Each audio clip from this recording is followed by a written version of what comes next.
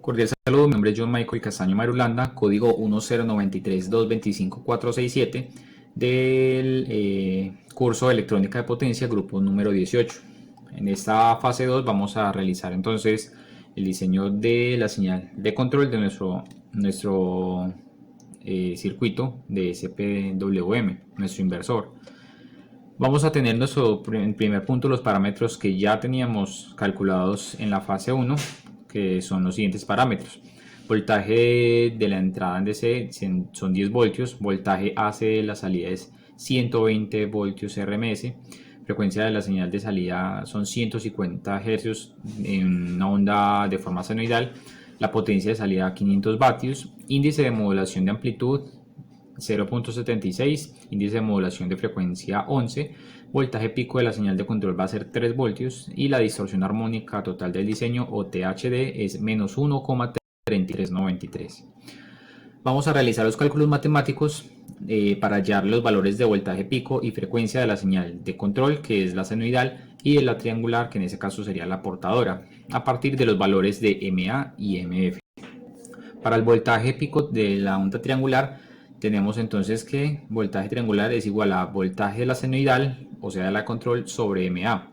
Reemplazamos estos valores, voltaje senoidal es 3 voltios, MA 0.76 y nos da un voltaje triangular de 3.95 voltios pico, es decir, 7.9 voltios pico a pico.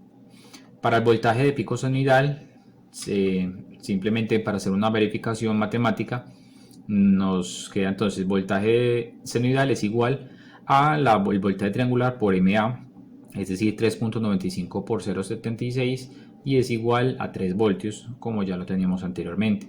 La frecuencia de la señal triangular la llamamos de la siguiente manera: la índice de modulación de frecuencia es igual a frecuencia triangular sobre la frecuencia senoidal o de control. Reemplazamos entonces este valor, despejamos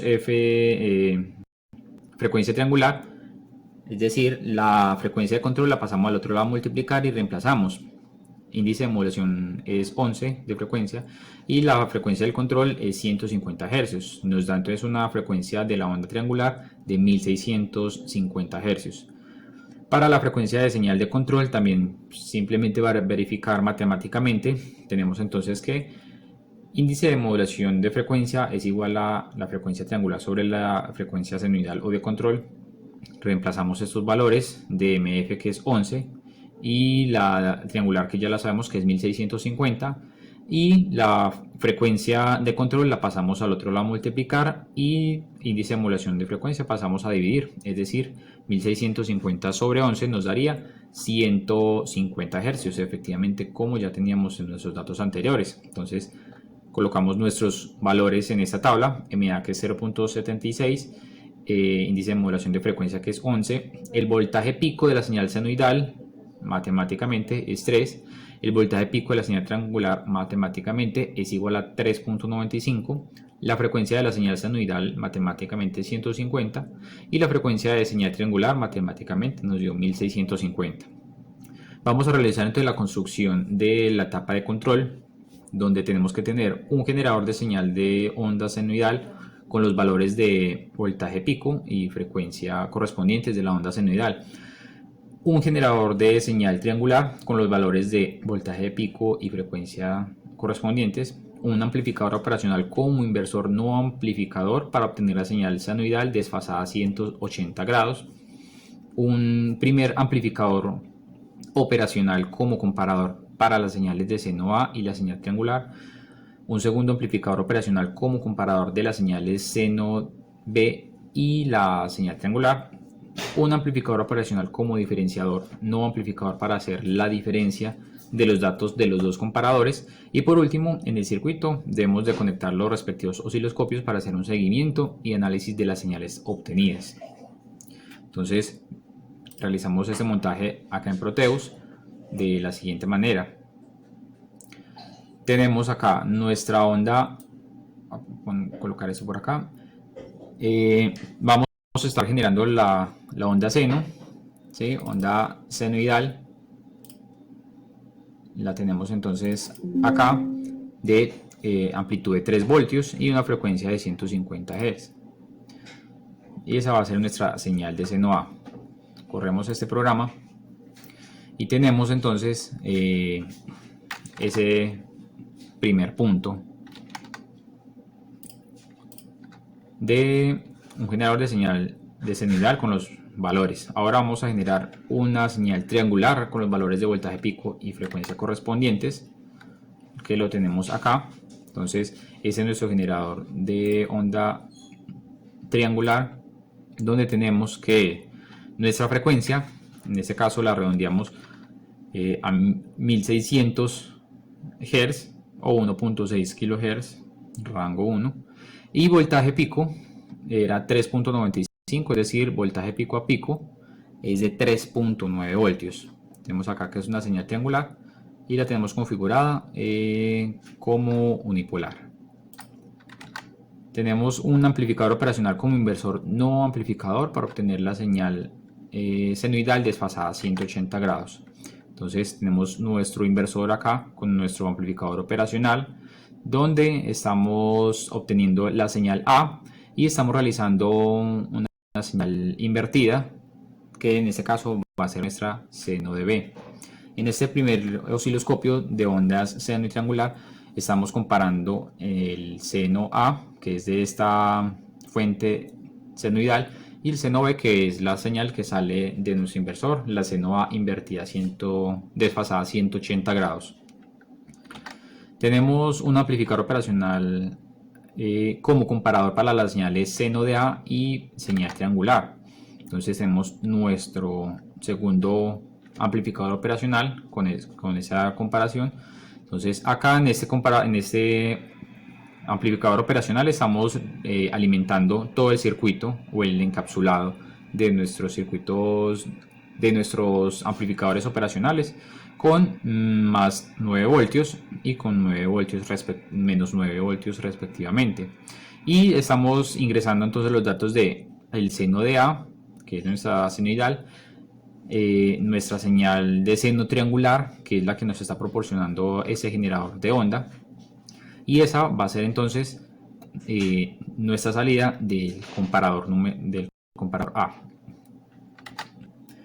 Un segundo amplificador operacional como comparador para las señales seno B y la señal triangular.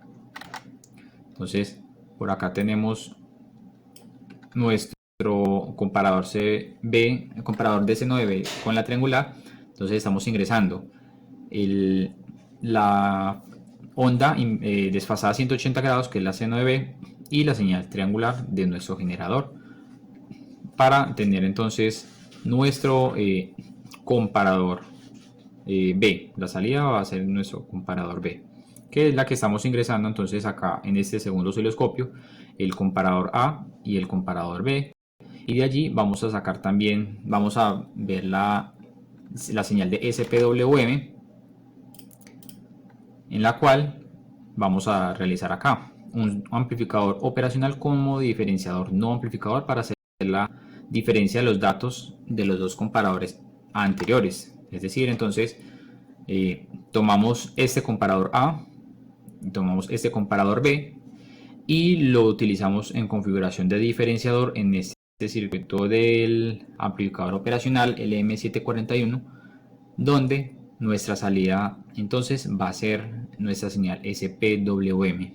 Vamos a realizar entonces la simulación. Aquí.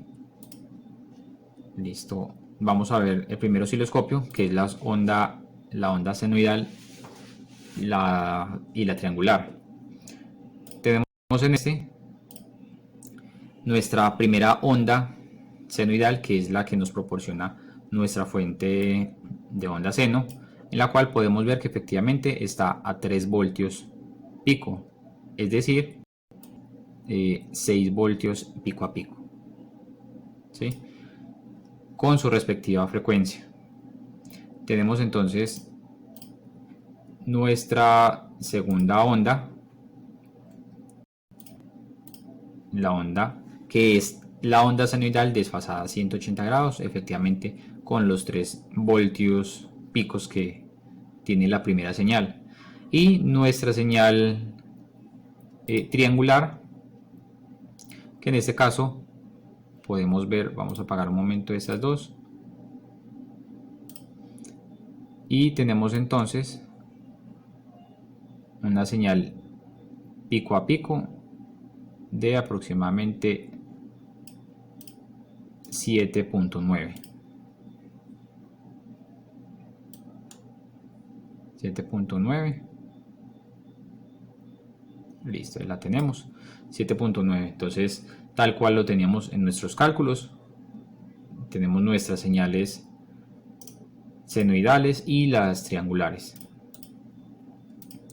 Ahora vamos a tomar, vamos a ver el osciloscopio de los comparadores.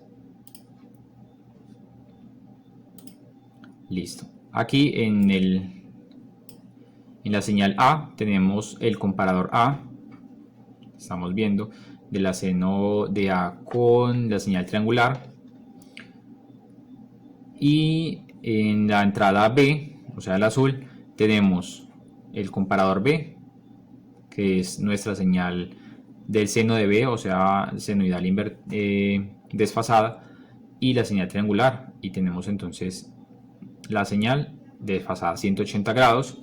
Y por último, nuestro diferenciador de SPWM lo analizamos con C, y aquí tenemos entonces por último nuestra señal SPWM. Por último tenemos entonces acá